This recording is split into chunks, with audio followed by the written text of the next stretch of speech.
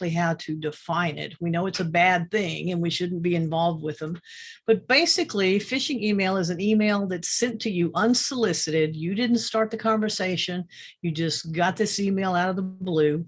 And it's an attempt to get you to either click on a link within the email or an attachment attached to the email, which will make you think that you need to give away your private information pertaining to an account being locked or suspicious activity on a bank account or suspicious activity with your social security number or something like that. That's basically what a phishing email is. And it's one of the most common methods that criminals use to try and steal our information. These websites or fake websites that they use look like the real thing. And the websites are very easy to change on a day-to-day basis. So it's very hard to catch these criminals as they send these things out. So what can happen if I fall for a phishing email? Well, several things can happen. One, your login information to a particular site could be compromised. The data on your computer could actually be compromised, especially if hackers are trying to maybe plant ransomware on your computer. They can get into your computer and see the files on your computer and look for certain things that maybe have information in them in the form of maybe social security number or credit card number or something like that. So there's lots of things that go on when you interact with these emails, and none of it is good, that's for sure. So are there any questions so far before we actually take a look at one of these emails? Okay.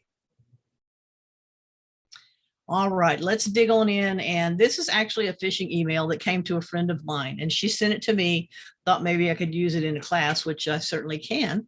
This has all the red flags in it about phishing emails. And over here are some of the red flags. It's going to have a word in there, words like last chance or any other time limit imposed upon you to make you think you have to hurry up and do whatever it's saying in this email. It's kind of like a high pressure sales tactic. It's going to be a topic that's going to catch your eye, and it's going to make you think it's very important that you act quickly by clicking on one of these links or something. You may see misspellings in the subject line. You may see weird fonts that don't match the rest of it in the subject line. You may see strange reference numbers. And also there will always be a reference to your account being locked or suspicious activity or your account closed or something like that. So let's look at this email over here. It says this is the last chance to log in and regain access to your Amazon.com account, I'm assuming. Here's a reference number for you. It's got the logo in here, looks just like the real thing. And it says, dear customer, for your protection, your Amazon ID is automatically locked. And on down below here, it actually had a credit card last 4 digits that were actually the correct last 4 digits of a credit card that this friend of mine had on her Amazon account. So when she saw that, it really concerned her because she thought, well, it must be Amazon. They have the last 4 digits of my card that I have on the account.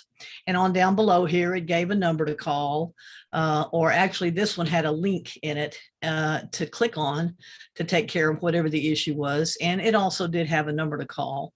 Don't ever call the phone numbers that are in these emails because they're just fake phone numbers, and they're just going to take you to a bank of criminals waiting for you to call them and say, hey, I've just got an email that I have a problem with my Amazon account and I wanted to call and see if I could take care of it. So don't ever call those numbers. So this is a typical phishing email. And some of the red flags, as you learned over here, that are going to be in all of these emails. If you notice here, last chance, that's kind of your high pressure sales tactic. There's reference down here to your account being locked.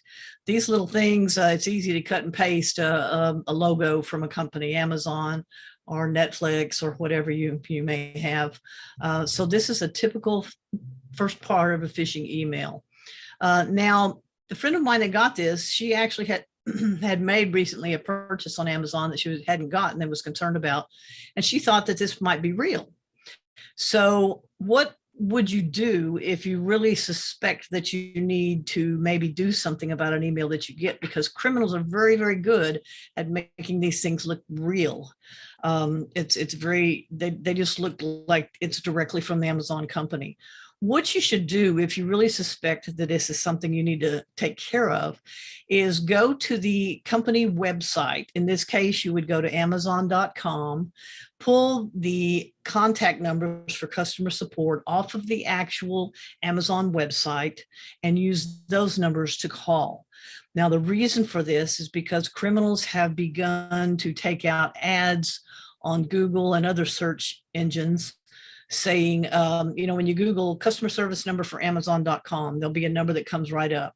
And what they have been doing is placing an ad and saying, here's the customer service to Amazon.com. And it's not the real customer service number. So you always want to go to the actual website and look up the customer service number from that company. Now, what happened to the friend that got this is she went ahead and clicked on the link in the email. And it took her to a page that looked just like Amazon page. She thought she was on Amazon, and it asked her to input her debit card or her credit card number associated with her account, to put that in to verify that it was really her, her account for authentication. It was her or whatever. And she did. She put in the full number because they already had the last four. So she put in the full number, put in the expiration date, and then it asked her for that 3-digit CVV number, the little special number on the back of her credit card. And that's when she stopped, because she knew that she should never give that number away to anyone unless she was actually ordering something online.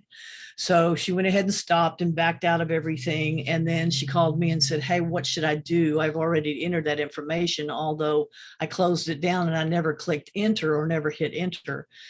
And I told her, well, probably best thing to do would be to call your bank just to find out if there was any activity on your bank, because the credit card she had on file was actually her debit card number.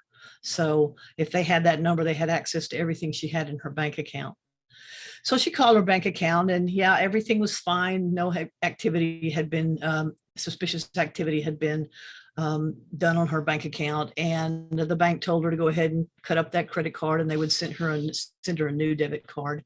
So she was lucky; she didn't lose any money or anything. She did have to go 3 or 4 days without without being able to use her debit card, because she was going to wait for it to come in the mail. Although nowadays, I do believe you can go in and actually get the debit card from most banks, but that's a different issue. But anyway, so she was lucky on this one. Looking at this email again, here's some problems with the font in here. It's not a misspelling, but you can tell that this font is like maybe they accidentally deleted a letter and they just typed the N to go on the end of Amazon, and it was in a different font, and the criminals didn't even notice it.